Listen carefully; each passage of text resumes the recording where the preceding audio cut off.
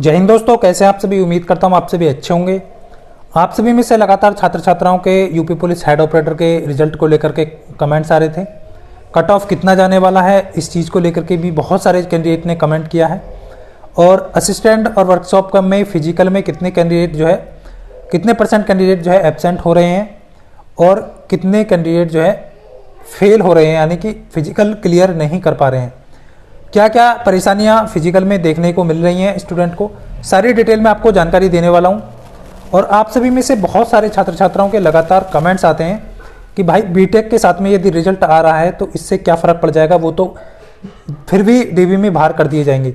लेकिन फ्रेंड्स, आप ये भी सोच सकते हैं कि बीटेक के साथ में यदि रिजल्ट जारी किया जाएगा तो आपका कट ऑफ हाई जाएगा। ये मैं आपको पहले से अवगत करा रहा हूँ, क्योंकि आप खुद सोचिए, आपको एक बार यहाँ पर क्लियर कर लेना है। जब भर्ती बोर्ड का डबल बेंच का ऑर्डर आ चुका है कि बीटेक को अयोग्य घोषित कर दिया गया है, केवल डिप्लोमा वालों का जो है रिजल्ट पब्लिश किया जाए, आगे की जो प्रक्रिया है वो डिप्लोमा को रख करके की जाए, तो भर्ती बोर्ड जो है बीटेक के साथ में डिप्लोमा का, मतलब डिप्लोमा के साथ में बीटेक का रिजल्ट जो है वो क्यों जारी कर रहा है।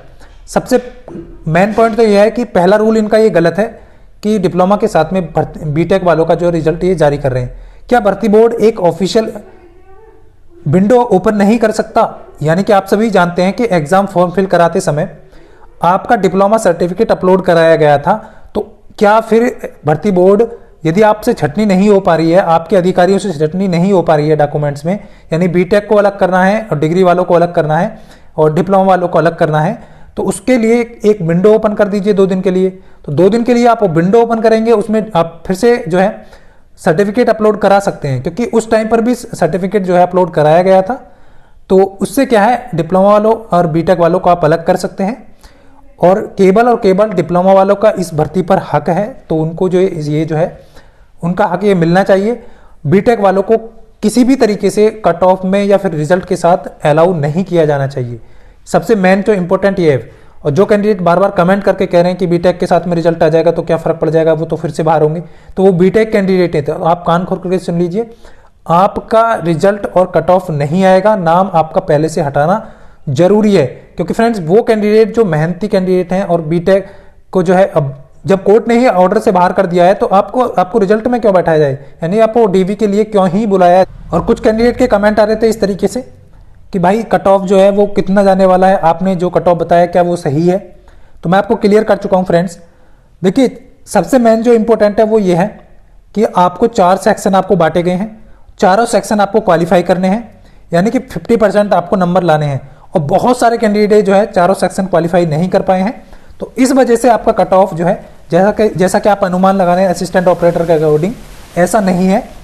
सेक्शन चारों जो सेक्शन है आपके अलग अलग सेक्शन है, तो चारों सेक्शन को क्वालिफाई करना हर किसी के बस की नहीं था। कोई जीएस में नहीं क्लियर कर पाया है, तो कोई मैथ में क्लियर नहीं कर पाया है। तो इस चीज़ को आप खुद सोचिए, एक बार खुद से आप सोचिए, चारों सेक्शन को क्वालिफाई करने के बाद आपकी कट ऑफ हाईएस्ट कितनी जा सकती है मैक्सिमम। क्योंकि आपको पता है कि ये जो पेपर था वो आपका एसआई लेवल का पेपर था, और आप सभी ने भी दिया है और मैंने भी दिया है। तो आपको खुद क्लियर है कि 400 नंबर से 300 नंबर जो ला रहा है वो बहुत बेस्ट करके आया है। और 105% जिसने सही किए हैं, 107 किए हैं, 108 किए हैं, 110 किए हैं, लगभग उन सभी कैंडिडेट का लिस्ट में नाम आने वाला है कट ऑफ में, यदि डिप्लोमा का ही रिजल्ट जारी किया जाएगा तो। ये मैं आपको बार बार बोल रहा हूं। और जितने भी कैंडिडेट यहां पर कमेंट करके इस तरीके से कहते हैं कि भाई जो है लखनऊ चलो, इसके लिए फिर से जो है, क्योंकि यदि बीटेक के साथ में रिजल्ट आएगा तो डिप्लोमा वाले जो कैंडिडेट हैं, यानी कि जो मेहनती स्टूडेंट हैं जिन्होंने पूरी कोशिश की है इस भर्ती में अपना सिलेक्शन लेने के लिए, तो उनको आउट कर दिया जाएगा, तो इसलिए लखनऊ चलें। तो कब जाना लखनऊ उचित होगा। और असिस्टेंट ऑपरेटर और फिजिकल को लेकर के जितने भी कैंडिडेट कमेंट कर रहे थे, देखिए असिस्टेंट ऑपरेटर और वर्कशॉप में जो है मैं आपको बार बार बोल रहा था कि दौड़ जो है आपको वो 5 किलोमीटर पर डे मारनी है, जिससे कि आपका सांस ना फूले। बहुत सारे कैंडिडेट जो है सांस का शिकार हो रहे हैं, यानी कि सांस फूल जा रहा है और 12 राउंड वो क्लियर नहीं कर पा रहे हैं। इसीलिए मैं आपको बार बार कह रहा हूं, यदि आप फिजिकल की तैयारी कर रहे हैं, जो मैंने आपको कट ऑफ बताया उसके अकॉर्डिंग, तो आप जो है पर डे 5 किलोमीटर की रनिंग करिए, उसके बाद रेस्ट करिए, कोई दिक्कत नहीं है। लेकिन आप लगातार 1 हफ्ता ये रनिंग कर पाएंगे तो आपका क्लियर हो जाएगा रनिंग। अब कितने परसेंट कैंडिडेट एब्सेंट और फेल हो रहे हैं, तो 20% कैंडिडेट यहाँ पर फेल और एब्सेंट हो रहे हैं। इस चीज़ का यहाँ पर विशेष आपको ध्यान रखना है, ये गलती आपको फिर से नहीं करनी है। जिन भी कैंडिडेट को लग रहा है कि हमारा सांस फूल जा रहा है, आप देख पा रहे होंगे गर्मी भी भयंकर पड़ रही है और ऊपर से मतलब गर्मी है और फिर आप जो है फिजिकल 12 राउंड मार रहे हैं, जो बॉयज़ कैंडिडेट हैं, तो उनके लिए बहुत मुश्किल हो जा रहा है। अब रिजल्ट जो है वो आपका कब तक आने वाला है, देखिए जैसा कि मैंने आपको बताया था कि 10 तारीख तक लगभग आपका रिजल्ट जारी कर दिया जाएगा। यदि भर्ती बोर्ड जो है वो जो नोटिस आपका वायरल हुआ था उसके अकॉर्डिंग, यानी कि आपका मार्च के 3rd वीक में आपका डीवी को लेकर के एक नोटिस वायरल हुआ था, यदि वो सही है तो आपका 10 मार्च तक आपका रिजल्ट जारी हो जाएगा। यदि रिजल्ट नहीं आता है फ्रेंड्स 10 मार्च तक आपका, तो फिर आपको लखनऊ जाना उचित रहेगा। और कब आपको लखनऊ जाना उचित रहेगा, जैसा कि आपको सभी को पता है कि आपका जो है फेस्टिवल भी है, होली आपका एक त्यौहार है। उसके बाद यानी 17 तारीख को यानी मंडे को आपको लखनऊ फिर से जाना चाहिए, या फिर आप सैटरडे या फ्राइडे रख सकते हैं।